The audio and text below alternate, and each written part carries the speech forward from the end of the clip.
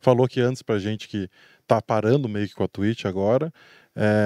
Mas como que foi esse passo de tornar seu jogo público, de transmitir um pouco de conhecimento ali pra comunidade e tal? Como é que foi? Cara, Será que é uma evolução da tua participação no Mais EV, talvez, né? Tipo, tá trazendo alguma coisa a mais? Toda essa ideia, né, de gerar conteúdo e tal, e com aula também, né? Enfim. Não ser uma coisa só pra mim. Mas eu acho que assim,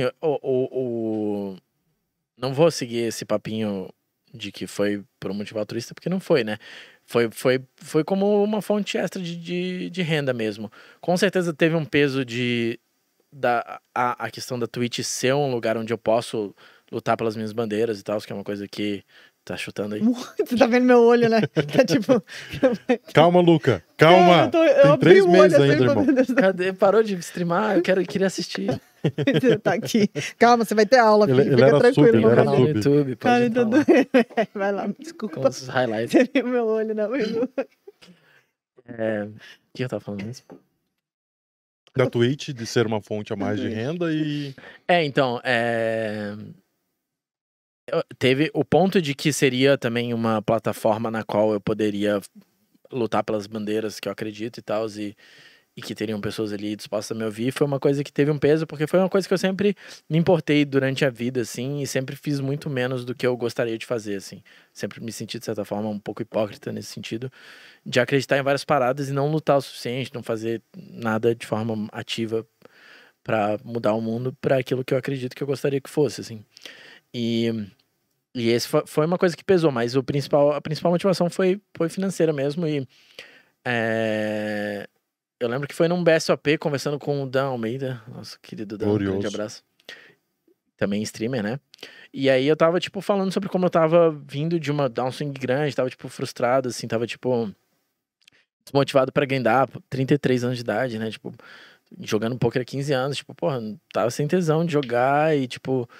Não tava mais com aquele gás de acordar e fazer yoga, e, tipo, preparar pra sessão e sentar e jogar 10 horas de pôquer. Tipo, eu queria ficar de boa ali com a minha filha, curtindo a minha vida, e aí sentar pra jogar e trocar uma ideia com a galera no chat, entendeu? Eu comecei a passar desse ponto de carreira, assim, de querer ser um competidor e querer mais, tipo, fazer outras coisas, assim, né? E aí conversando com ele, assim, essa ideia de streamar foi uma que veio.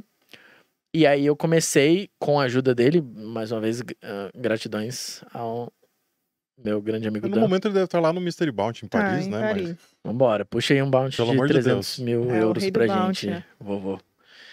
E aí ele me ajudou lá a fazer o setup das coisas e tal, pra eu começar a streamar. E aí eu comecei a curtir muito, porque eu adorava dar aula, né? Então eu curtia muito falar sobre o jogo e tal. E aí ali foi uma coisa que meio que uniu as duas coisas. Tipo, antes de começar a streamar, durante alguns anos ali, eu fiquei muito numa de migrar entre grindar e dar aula, assim. Tinha um período que eu tava grindando mais e tal, aí pegava dar um swing, ficava meio cansado, aí ia dar aula, aí ficava dando aula, quase que só dando aula por 3 meses, aí voltava à vontade de grindar.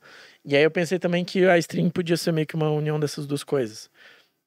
Poder estar fazendo algo que eu curto muito, que é falar sobre o jogo e tal, enquanto eu tô grindando, né? Eu não preciso parar de grindar. Tô jogando ali, tô vivenciando o que é jogar poker, enquanto eu posso estar falando do jogo, que é uma coisa que eu gosto muito. E até por isso a minha stream, ela sempre teve um aspecto muito mais teórico, menos de entretenimento do que a grande maioria das streams, né, brasileiras. E porque era isso, o meu lugar de streamer veio de, tipo, eu sou um instrutor de poker e eu vou streamar aqui, eu vou basicamente jogar e falar o que eu tô pensando e falar sobre estratégia do jogo, que é o que eu curto fazer.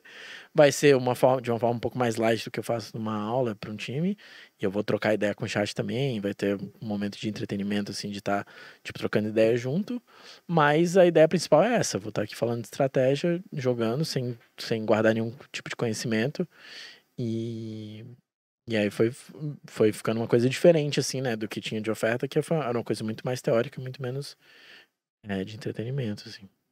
E o nosso título, inclusive, é sobre a importância da teoria no poker. E na semana passada, a gente teve um perfil completamente diferente, que foi o Raiz. Que ele já é raiz, né? Ele não é nada teórico.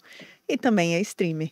Como que você vê a audiência, assim, o público, essa diferenciação? Porque o seu é a galera da teoria. O dele é a galera raiz ali. Eu vou e vamos ver aonde a gente chega, né? O dele deu certo, mas não sei o quanto isso é importante. Eu acho que assim, um dos principais objetivos da Twitch é gerar entretenimento, né? Uhum.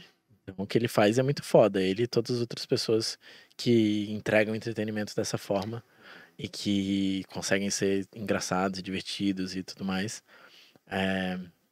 E aí o meu público veio um pouco mais de jogadores, não necessariamente profissionais, né? Mas jogadores que não são profissionais, que são recreativos, mas que tem muito mais a pira de curtir muito mais a parte estratégica do jogo e tal, que é uma parcela menor, assim, né? Eu acho que por isso, talvez também por esse motivo eu tinha, também por ter menos tempo de Twitch, mas eu tinha um público um pouco menor que o deles, assim, né? Que o do Raiz, que o do Fat, que era outro que era extremamente engraçado, eu adorava ver de vez em quando, né? O Nelepo, nosso amigo aqui de Curitiba, também extremamente engraçado. E vários outros que tinham muito esse lado de entreter de forma excelente, assim, né? E aí eu fazia algo que era um pouco diferente, era uma oferta um pouco diferente, e pegava um público talvez um pouco diferente também, assim. Que era mais jogadores mais regs, jogadores que já são profissionais, que queriam mais aprender e tal, do que ter entretenimento. E tinha um pouco do mix das duas coisas, porque não é como se eu fosse, como alguém uma vez falou no Twitch, sem graça nenhuma, não qual foi o comentário? Falou isso? O cara tem alfinetou desse nível? Na verdade, no Instagram, um cara tava indicando streams, né? Ele falou, esse cara aqui é legal e tal, fala tal coisa. É muito engraçado. Aí ele, seguindo uma linha um pouco diferente, um pouco menos engraçada, aliás, nada engraçado, tem o Pive, que é um cara que é muito foda, teoria e tal, e é provavelmente onde você vai ter o melhor conteúdo de O cara nem tentou ser maldoso, mas foi. Sem isso. querer, aí eu repostei, vieram um monte de comentários, eu adoro, eu ri um monte na sua stream, eu falei, pode ficar tranquilo, não fiquei chateado, não. É mais pra quem quer aprender e se desenvolver mesmo, né? Que a gente tava falando que antes eram uns livros em inglês, não sei o quê. Hoje você tem uma Twitch. Eu já falei até pro Dan que tipo, ali. eu acho que a parte dele deu certo a Twitch dele por causa disso, porque ele é uma boa mistura entre uma coisa teórica e um entretenimento. Porque você vê, eu vou pedindo uma pizza às 11h30 da noite, falando mal da vizinha e falando coisas boas do jogo, sabe? Então, e grátis, né? Porque a aula dele são coisas... Tem estampa ali. Muitas vezes o cara que tá começando não vai ter acesso a uma aula sua, uma outra, então... Na Twitch tem. Exato. É um bom início.